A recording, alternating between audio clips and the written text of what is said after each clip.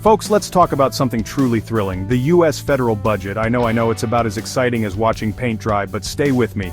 This thing is important because it determines how the government spends your hard-earned tax dollars. Think of it like this. The government is a giant, dysfunctional family, and the budget is their attempt at figuring out who gets what.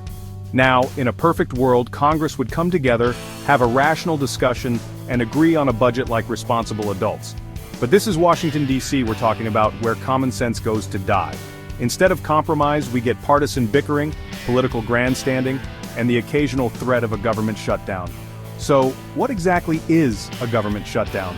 In the simplest terms, it's what happens when Congress fails to pass the necessary spending bills to keep the government funded. It's like forgetting to pay your electricity bill, except instead of your lights going out, it's essential government services that grind to a halt. And why does this happen, you ask? Well, it usually boils down to one thing. Congress can't agree on how to spend your money. Democrats want one thing, Republicans want another, and neither side is willing to budge. It's like a political game of chicken, except the stakes are incredibly high. Believe it or not, government shutdowns are not a new phenomenon in American politics. In fact, they've happened with alarming regularity, like a recurring nightmare that we just can't seem to shake. The first one occurred back in 1976, and since then, we've had over 20 shutdowns of varying lengths and severity. One of the most infamous examples was the 2013 shutdown, which lasted a whopping 16 days. It was a masterclass in political dysfunction, with Republicans demanding the defunding of Obamacare and Democrats refusing to negotiate. The result? National parks were closed, government websites went dark, and millions of federal employees were furloughed, meaning they were sent home without pay. Then there was the mother of all shutdowns, the 35-day behemoth that stretched from December 2018 to January 2019.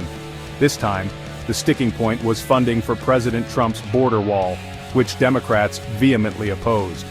The shutdown caused widespread chaos, delaying tax refunds, disrupting air travel, and even threatening the safety of federal workers who were forced to work without pay. The point is, government shutdowns are not just abstract political squabbles.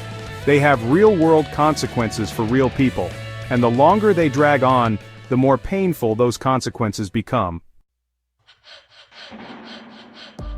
Now, you might be wondering why on earth anyone would think that shutting down the government is a good idea. After all, it's not exactly a winning strategy for winning over voters, is it?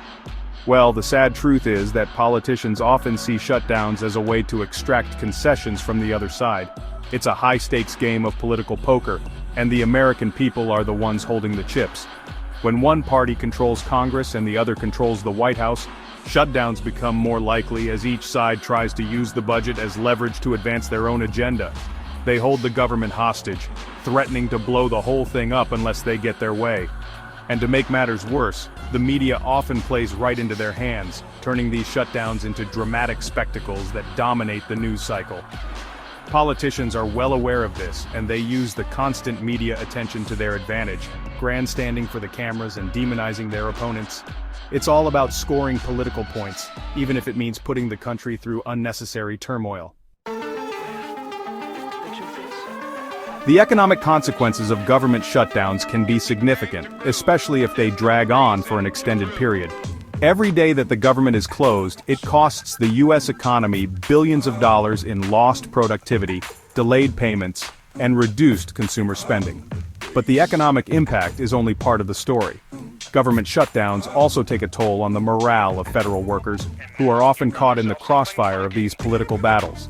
Many of them are deemed essential and are required to work without pay, while others are furloughed and left to wonder how they'll make ends meet. And let's not forget about the impact on ordinary Americans who rely on government services.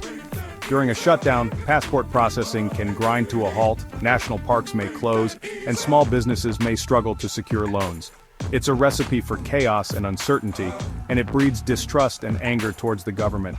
In short, government shutdowns are a lose-lose situation for everyone involved. They damage the economy, undermine public trust, and make it harder for the government to function effectively. When it comes to government shutdowns, it's important to understand that not all shutdowns are created equal. There are partial shutdowns, where only certain parts of the government cease operations, and then there are full shutdowns. where nearly all government functions come to a halt. These two scenarios lead to vastly different impacts on citizens and government employees alike. During a government shutdown, not everything grinds to a stop. Essential services like national security, public safety, and medical care continue to operate. This is because the government has contingency plans in place to ensure that critical functions are maintained. Agencies prepare for these scenarios well in advance, identifying which employees are essential and which operations must continue no matter what.